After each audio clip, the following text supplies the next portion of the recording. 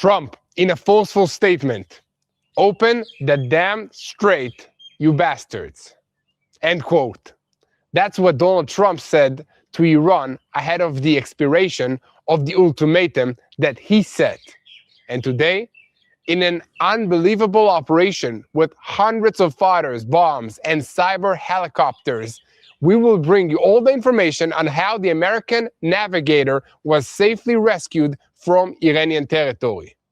Israeli Air Force aircrafts stopped their strikes in Iran and turned to help with the search. We will soon bring you all the new details about the rescue of the American servicemen. And today, we will talk about the Israeli strike on the heart of Iran and bring all the information on Israel's attacks against the petrochemical plants in Iran.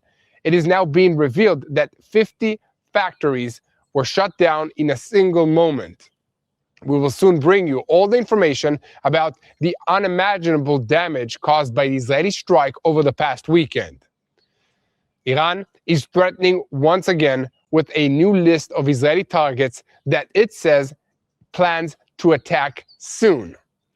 And senior Israeli officials admit that Israel's strike on the petrochemical plants is a massive blow to Iran's economy. President Donald Trump made it clear again today that he's very serious about the ultimatum that he gave Iran.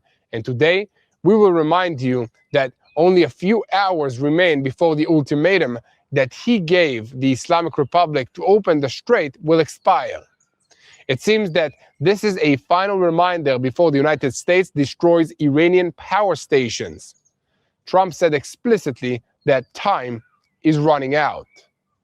And today, the economic brain of the Revolutionary Guard's oil headquarters was eliminated.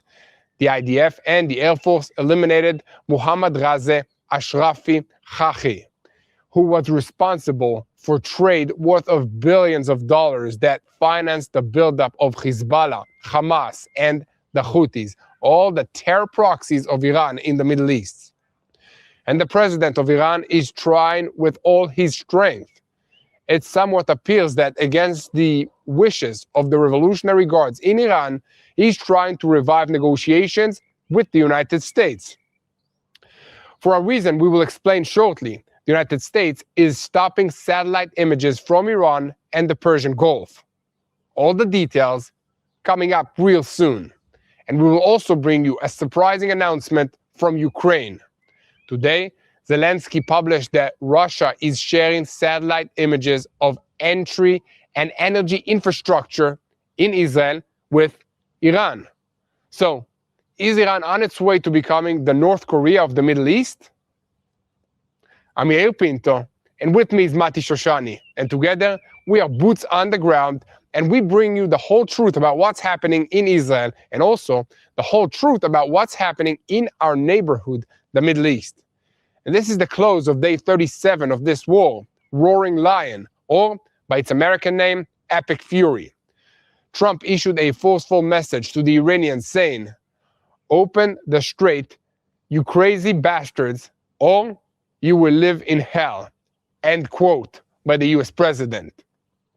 United States President Donald Trump is pressing Iran to open the Strait of Hormuz, and today he spoke unusually bluntly on this matter. Yesterday, Trump gave Iran a 48-hour ultimatum to allow the passage of vessels through the strait and repeated a similar message, saying that if this does not happen, the gates of hell will be opened. And on top of all of that, Trump added, on Tuesday, we will be the Power Stations Day. Tuesday will be the Power Stations Day and Bridges Day in one package.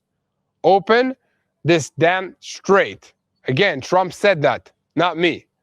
The Israeli Air Force attacked more than 120 targets of the terror regime today in central and western Iran. And amongst the targets that were struck were ballistic missile sites, air defensive systems, and UAV sites. And this came after another dramatic strike by the Israeli Air Force in Mashhad, Iran. The Israeli Air Force struck the Fajr 1 and Fajr 2, Razi, and Amir Kabir petrochemical plants in Mashhad, 4 factories producing chemicals for Iran's ballistic missile industry. and the negotiations between Iran and the United States have reached a dead end. And today, we will bring you everything that happened, because after the successful rescue of the crew of the downed F-15, the scale of the daring operation is now being revealed. More than 36 hours in hostile territory, dozens of aircraft, Black Hawk helicopters taking fire, and an Israeli decision to stop strikes in the crash area. Wait a second. I need to understand the scale of this operation, because I'm talking about hundreds of commando fighters, dozens of aircraft, and a fighter in the heart of the enemy territory. This was an extremely complicated military operation, and we will bring you all the drama about the CIA deception that confused the Iranians. Think about this. The heroic American navigator was in the heart of Iran for 2 days, and now it has been revealed that what saved him was a small communication device that he carried with him. I repeat, the F-15E navigator hid for 2 days in hostile territory and sent encrypted signals until he was successfully rescued by the United States military. One small device connected him to satellites and to the operations room thousands of kilometers away, and helped locate him without exposing his position. That is how technology gave enormous leverage to the daring rescue operation deep inside Iran, and we will soon bring you all the details. And I must point out that the Israeli Air Force assisted the United States military in the rescue operation for the navigator whose aircraft was shot down. Israeli intelligence provided the Americans with as much intelligence as possible, and the Israeli Air Force carried out strikes to isolate the area. In all my excitement, I will simply say that American strike aircraft bombed Iranian convoys to prevent them from approaching the area where the officer was hiding. The channel Iran International reported that units from the Shaldag and the Shayetet and Sayeret Matkal took part in the American operation to rescue the navigator whose plane was shut down in Iran. An Israeli source also confirmed that Sayeret Matkal, an Israeli elite unit in the IDF, and Shaldag participated in this operation. According to our sources in Israel, the Israeli Air Force assisted the United States military in this rescue operation, and the IDF provided the Americans with intelligence and carried out strikes to isolate that area. Trump announced in the last few minutes that the navigator is seriously wounded. The Iranian military was searching for him and had already gotten close to his location. US President Donald Trump referred to the rescue operation of the navigator from Iran and wrote on Truth Social, "We rescued the very brave and seriously wounded crew member from deep in the mountains of Iran." He also wrote that the Iranian military was searching for him in major efforts in large numbers and had already gotten close to him. Trump added that tomorrow evening at 8 p.m. Israel time, he will hold a press conference in the Oval Office. And I remind our viewers that we, and I mean me, Yair Pinto and Mati Shoshani, will be here to bring you all the hottest information. So make sure to look for TBN Israel on YouTube and hit the subscribe button so that you never miss another update on what's happening in this war, because it affects all of us. And according to information from senior Iranian officials, the strike on the petrochemical plants is a massive blow to Iran's economy. According to the Iranian news agency, 5 people were terminated in the strike and about 170 were injured. Senior officials in Iran's oil ministry claim that a full return to production at the 50 factories in the complex, which also produce civilian goods, could take more than 2 years. The IDF announced that the central infrastructure for producing materials for explosives and ballistic missiles had been struck. Israeli Prime Minister Benjamin Netanyahu confirmed today and published footage in which he's held saying, "We struck Iran's petrochemical plants." Iranian Foreign Minister Abbas Araghchi spoke with his counterparts in Pakistan and Egypt in an effort to signal that ceasefire talks are still continuing despite efforts and reports in the United States for a collapse in all the contacts. And as I'm reporting to you, there are 2 helicopters, military helicopters, flying above my head, so that's why I need to scream. And inside the Revolutionary Guards in Iran, it seems that they are drawing inspiration from the North Korea regime through the development of nuclear weapons, the expansions of capabilities, the launch of intercontinental ballistic missiles, and the internal repression of their population. All of this is happening inside Iran as cooperation between North Korea and Iran is being strengthened, whether on the military level or on the economic level with North Korea. And in Lebanon today, the close and unprecedented cooperation within the IDF, between the Air Force and the ground forces of Israel in southern Lebanon is being revealed. And we will show you how this is leading to a systematic destruction of terror targets and how it is helping the advance of IDF forces in the field. In Israel, officials assess that the failure of the Lebanese state to deal with Hezbollah creates a possibility for understandings between Israel and Syria, in which the IDF would take control of southern Lebanon and the Syrians would operate in the north against the organization. The current assessment in the IDF is that Hezbollah can launch around 200 rockets every single day at Israel for something like another 5 months. And despite the military pressure, the IDF assesses that the terrorist organization is managing an economy of munitions that will allow it to continue massive fire deep into Israel in the near term. And at the same time, Israel is sending a clear message to the United States. A ceasefire in Iran will not stop the fighting in Lebanon. We will continue until the area is demilitarized.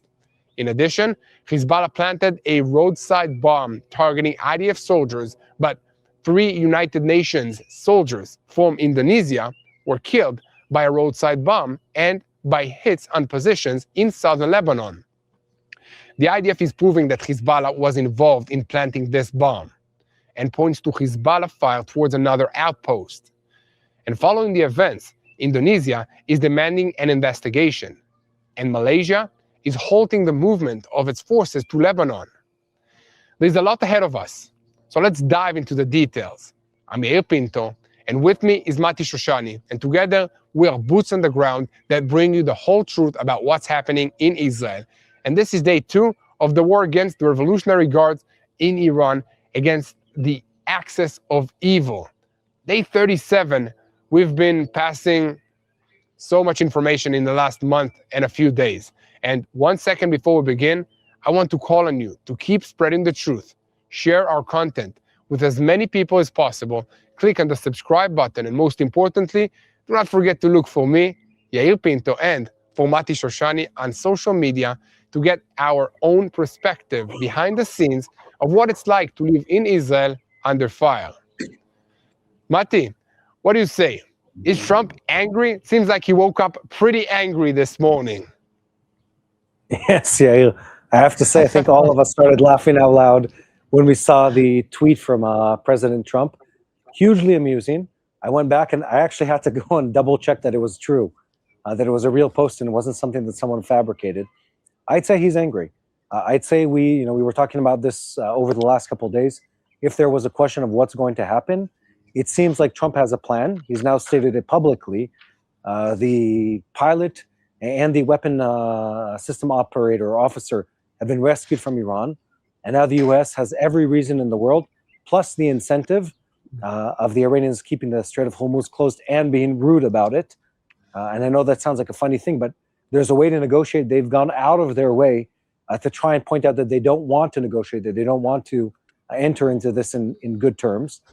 So yeah, it seems like President Trump has a very, very substantial plan to go after the infrastructure. We've talked about this many, many times. You've heard it here on TBN Israel. There's a lot more that is left in the American arsenal that can be used against the Iranian regime. What more, do you ask? Well, the U.S. hasn't stopped the Iranian oil exports yet. That's a really big thing. We're talking 1.5 million barrels per day. And if that's sold, let's say, at $100 a barrel, you run the math. It's a very substantial amount of money per day that the Iranians are making, while the rest of the world is watching oil prices climb.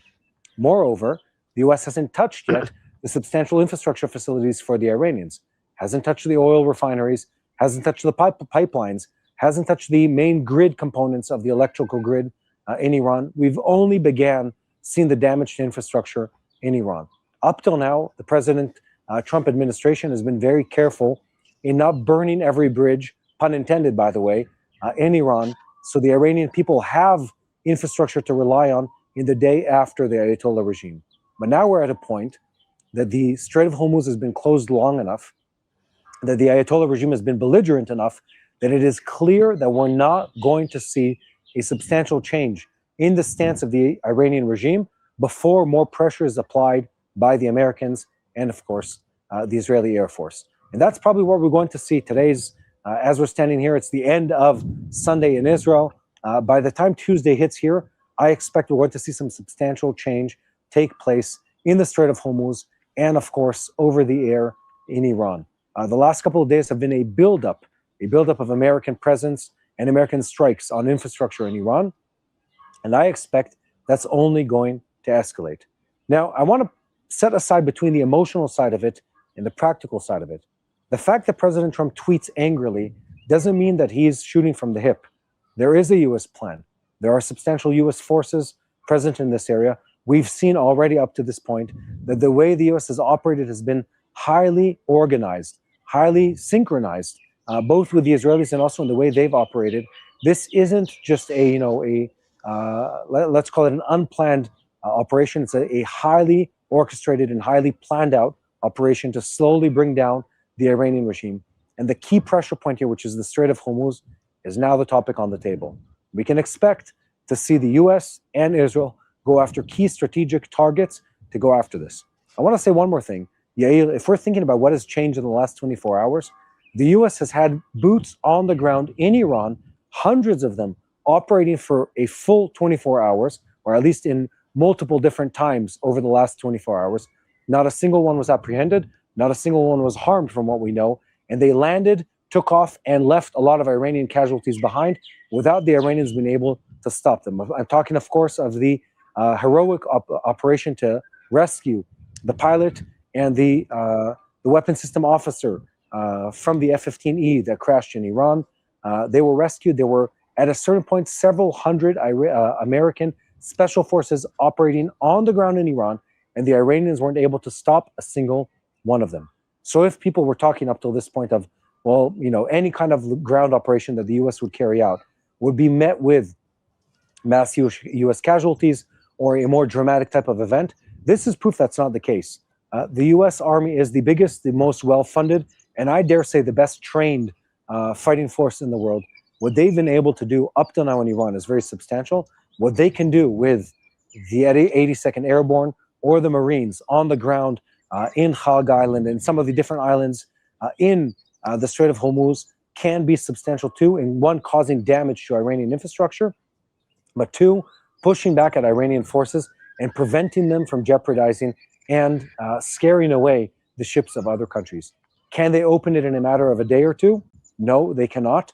But what we're looking at is a more substantial push at Iranian presence in the Middle East, a more substantial damage to their infrastructure, and most importantly, hurting them where it matters most, in the Ayatollah's pocket. Now, one might ask the question, where in those fancy dresses do they have pockets? I don't know to answer that question, but I'd say in the theoretical financial pocket, we can definitely hurt them. So that's the answer to that question, Yael.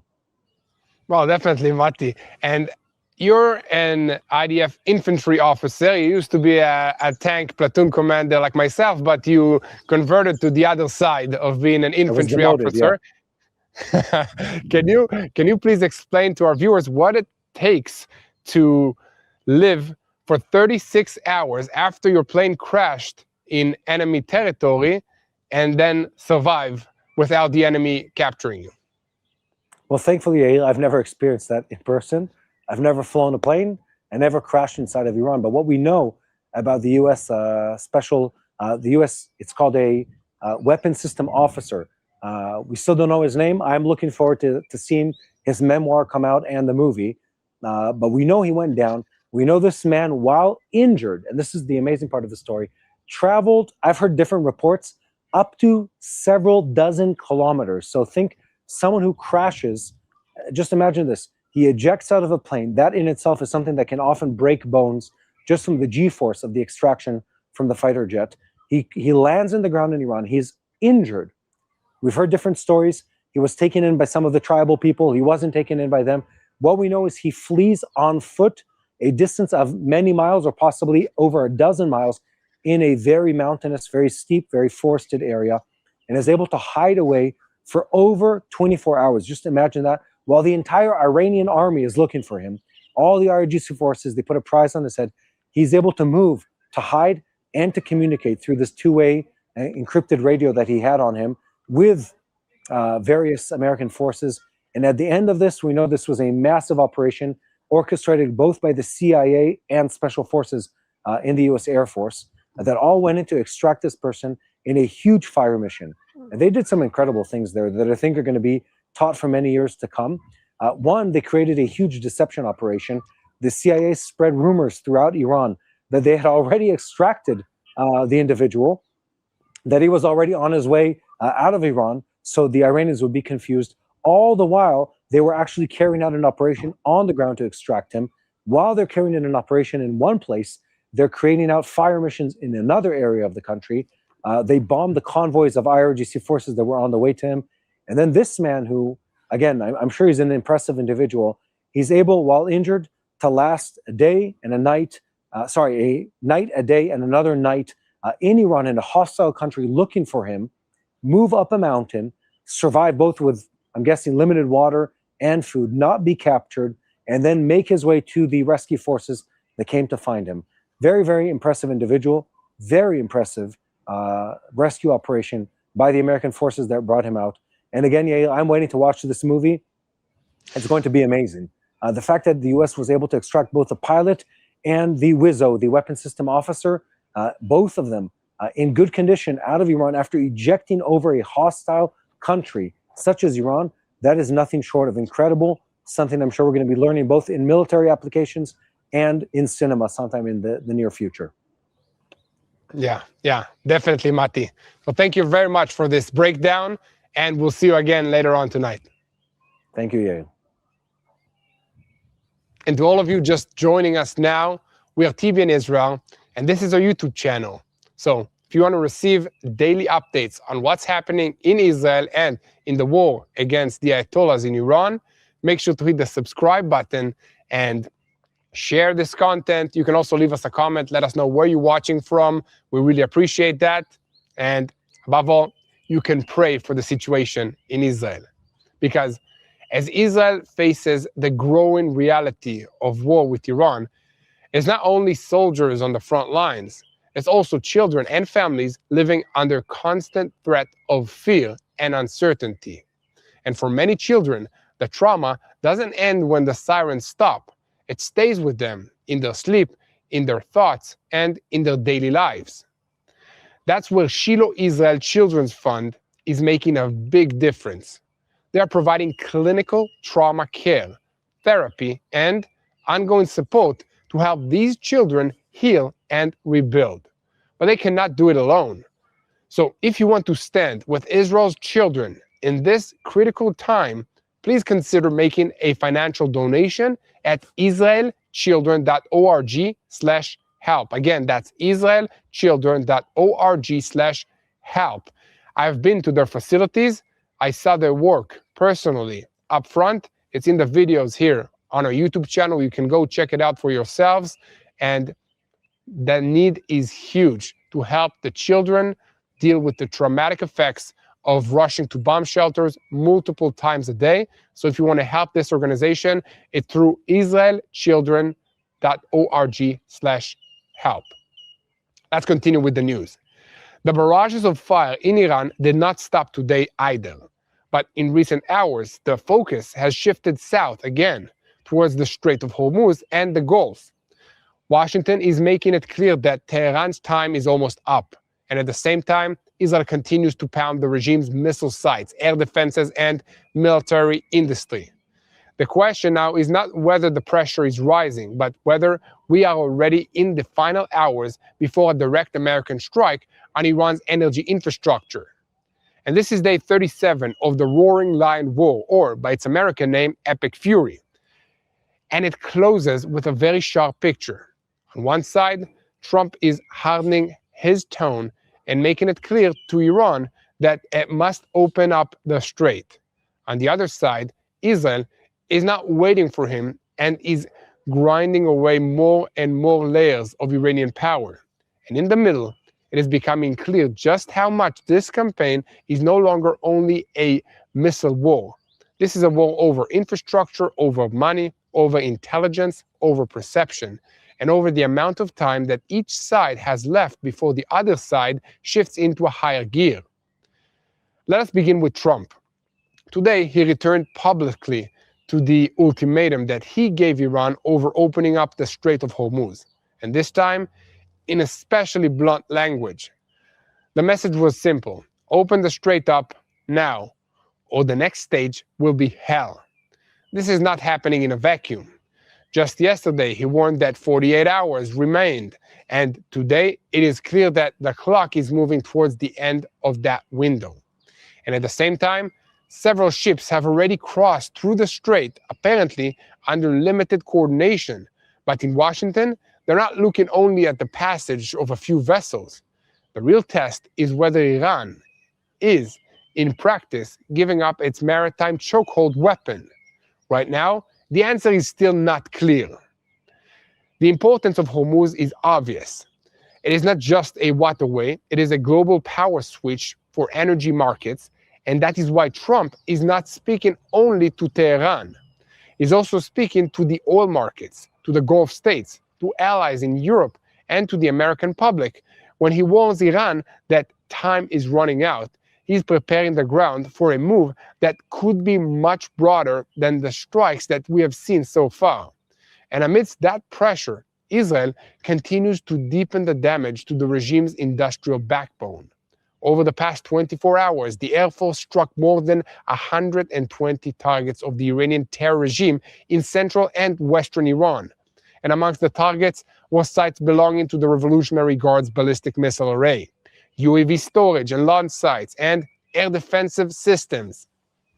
The goal here is very clear: not just to take down one more launcher, but to keep dismantling Iran's ability to defend its skies and restore its rate of fire. But the target that stood more than all the others was Mashhad.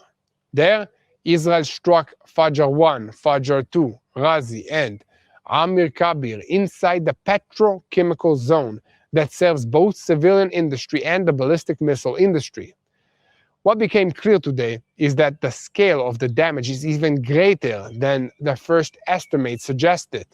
According to the reports, 50 factories in the complex were shut down all at once because the strike did not just hit one building or one production line, but the critical service infrastructure that feeds the entire complex with gas, electricity, and industrial water. That is the difference between a tactical strike and a systematic blow. You're not just destroying the machine, you're shutting down the entire factory. Senior Iranian officials themselves admit that this is a massive blow to the economy. And according to the figures that were published, 5 people were terminated and about 170 were wounded. A return to full production may take more than 2 years. And that matters because this is a complex and operation, and this is a complex that does not produce only intermediate industrial materials. It produces the base materials from which explosives, missile components, polymers, fertilizers, textiles, and medical productions are later made. When that system stops, the damage is military, it's also economic, and it's also civilian all at once. That is why in Israel today, people are speaking more and more about a strike on the heart of Iran, not only the heart of the command, the economic heart that finances the ability to wage war. And today, we also received direct reinforcement for that line with the elimination of Mohammad Raza Asrafi Hachi, a senior figure in the Revolutionary Guard's oil headquarters, who was responsible for trade worth billions of dollars that financed the buildup of Hezbollah, Hamas, and the Houthis. This is a critical point. Petrochemical plants mean money. Oil sales means money. And that money later rolls into the ballistic missile array, into the UAVs, the suicide drones, and into the terror proxies across the region. So from Israel's perspective, eliminating the man who managed that flow is not just a pinpointed strike. It is a blow to the entire pipeline that funds this war. From here, we need to move to the American rescue operation because it tells a different story about the same war. Not a story of destruction, but a story of a race against time. The American navigator of the downed F-15E managed to survive for more than 36 hours, and according to some reports, nearly 48 hours in the heart of hostile territory inside Iran. He was wounded, he moved on foot from the crash site, he climbed onto a mountain and disappeared into a raven.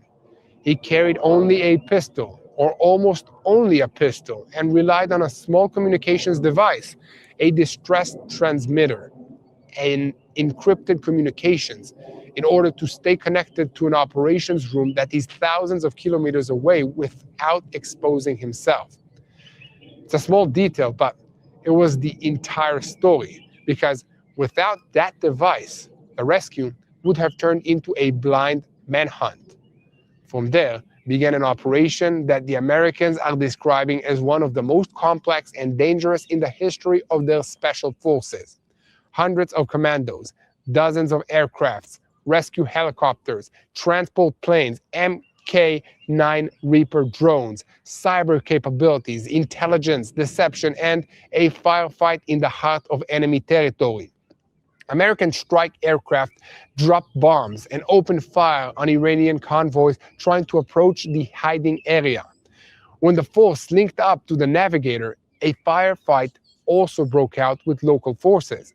This was not a sterile operation. It was a rescue under pressure, under pursuit, and under unimaginable fire that every extra minute increased the chance of capture. Then came one of the most interesting parts of this operation, the CIA deception. According to reports, the agency spread false information inside Iran, claiming that the officer had already been located and was being smuggled out in an underground convoy. The goal was to pull Iranian forces in another direction, to create confusion, and to open a quieter path for the real link-up. It's important to understand how precise that is. You do not win only with firepower. You also win when you make the enemy run to the wrong places. In this case, it probably bought some very valuable minutes. Even the extraction itself nearly became complicated. Two transport aircrafts that were supposed to pull the forces out of Iranian territory got stuck at a remote base. Instead of trying to improvise with even more time on the ground, the commanders made a sharp decision. 3 replacement aircrafts were launched, and all the forces were extracted. Afterwards, the 2 disabled aircrafts were destroyed so they would not fall into the Iranian hands with sensitive technological equipment on board. According to one report, each aircraft is worth about $100 million. In other words, the Americans burned very expensive platforms to make sure that Iran will not get its hands on something even more sensitive. And that is the language of an operation measured not in money, but in strategic risk. Now comes the Israeli part. As the hours passed, it became clear that Israel was not standing aside and watching. According to several reports, Israel provided intelligence, helped secure air superiority, and carried out strikes to isolate and to the rescue zone. According to other reports, Israel also paused strikes in the crash area to give the Americans a safer operating space and then resumed the strikes the moment that the rescue window closed. There is also a report claiming that Shaldag, special forces in the IDF, and the Sayeret Matkal units participated in the operation themselves. That last detail should be marked carefully because it comes from reports that have not received official public confirmation yet. But the very fact that several different sources point to deep Israeli involvement says a great deal about the level of operational integrity that has been built during this war.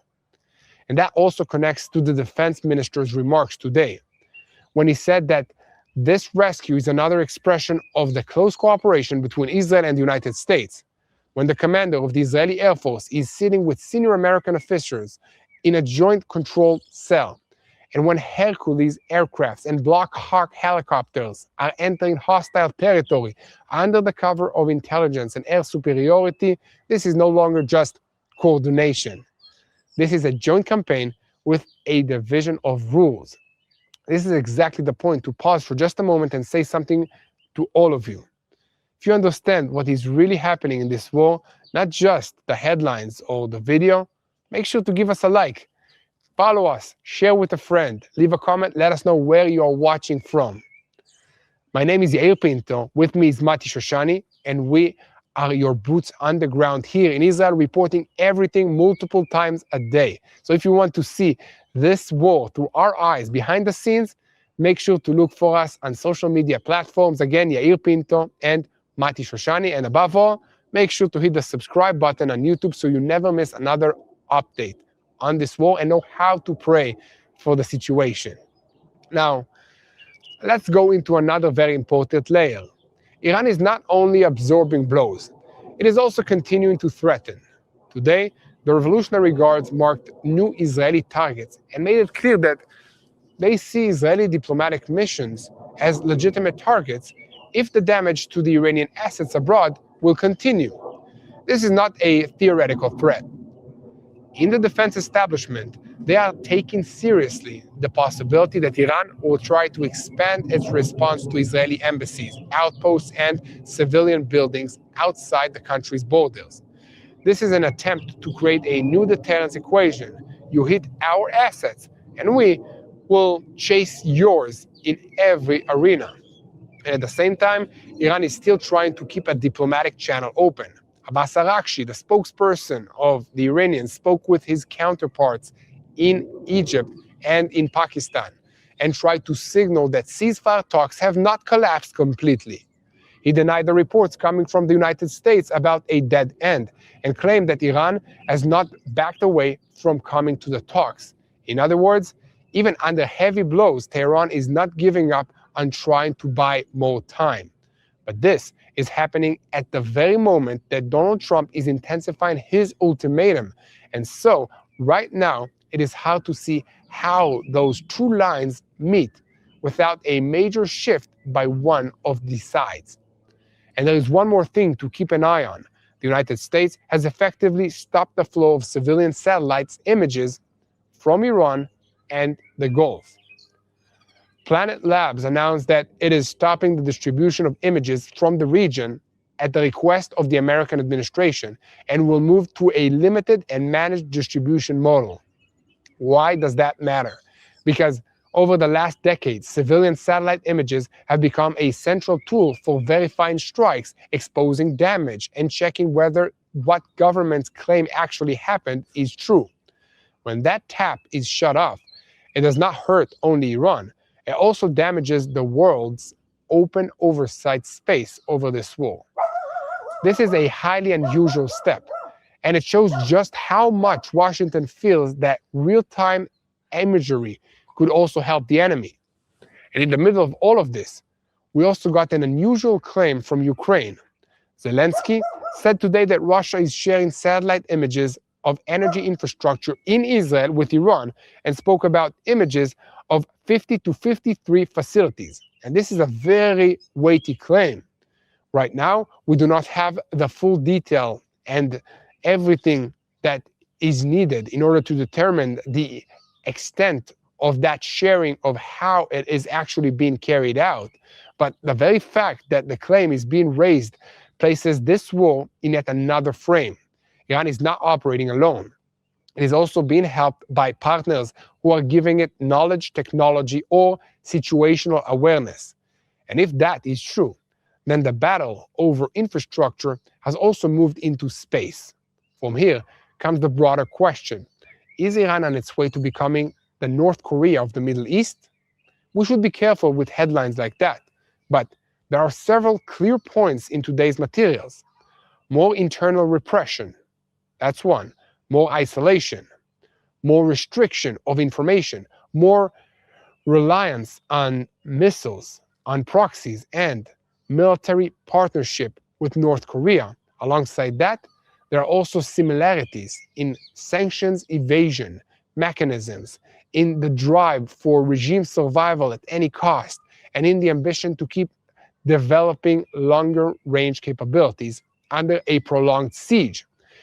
It is not yet Pyongyang, but the troubling direction is definitely there. And now to Lebanon, because that front also left a clear mark on today. The Israeli Air Force continues to operate in close integration with the ground forces in southern Lebanon. Since the beginning of the campaign against Hezbollah, more than 2,000 support targets for the ground forces have been struck, and today we received another example of fast closing of the circle. Brigade 226 identified 2 terrorist cells, and the Air Force eliminated them under the direction of the forces. Fire Brigade 213 and the Air Force also destroyed operational infrastructure during the night. That is exactly the kind of cooperation that turns a difficult arena into a systematic erosion of the enemy. But Hezbollah is still not broken. In the IDF, they assess that it has capabilities of launching around 200 rockets and unmanned aerial aircrafts every single day for another 5 months. It is managing an economy of munitions. In other words, it is not firing everything it has, but regulating its stockpile in order to hold out over time. The meaning is that even if there is a ceasefire in Iran, Israel does not intend to stop the fighting in Lebanon before there is a real demilitarization of the area. That message has also been passed to the Americans. Within that picture, an even more sensitive assessment is also emerging.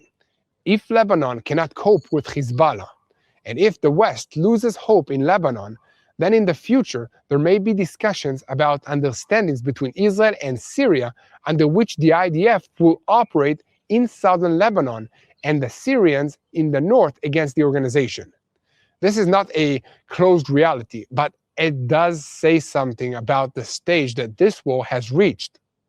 When people begin talking about a new division of security responsibility in Lebanon, it is a sign that the old mechanisms are no longer seen as relevant. One more detail that should not get lost: the IDF revealed that around 165 Hezbollah launches fell inside or near UNIFIL positions in southern Lebanon. That's the international peacekeeping forces that are supposed to make sure that Hezbollah does not fire against Israel.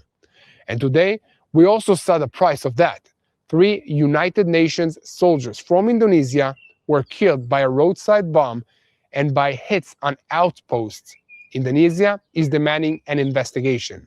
Malaysia is stopping the movement of its forces into Lebanon. The IDF points to Hezbollah as being involved in placing the bombs and in firing at other outposts. This is more proof that Hezbollah is not only firing at Israel, it is also willing to endanger international forces in order to preserve its room to operate. And so, Day 37 closes with several lines connecting to one another. Trump is threatening and moving the clock closer to the end of the ultimatum. Israel is expanding the blow to the heart of Iran's industry and its money. The United States and Israel are proving that rare operational depth in the rescue of the navigator that crashed in Iran. Iran is trying at once to threaten, to survive, and to open a diplomatic channel that will buy it more time. And in the north, Hezbollah is still preserving a long and dangerous fire capability. And if the coming hours do not bring a breakthrough, this war could move from painful, deep strikes into a stage in which Iran's energy infrastructure itself stands at the center of the crosshairs. Will Tehran back down at the last moment? Or are we about to see the window close and the Middle East move into an even more dangerous phase?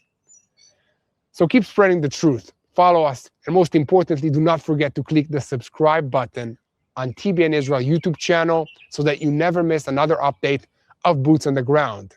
Keep looking for us on our social media platforms, Mati Shoshani and Yair Pinto. And the best thing that you can do is to pray for the situation. So when you pray, first of all, let's thank God for bringing the missing pilots back home, back to their families. Let's pray for complete healing to the navigator that was seriously wounded in the crash. Let's pray for wisdom to our leaders, to Donald Trump, especially. I think he has a very, very serious decision to make in the coming hours. And let's pray for the peace of Jerusalem.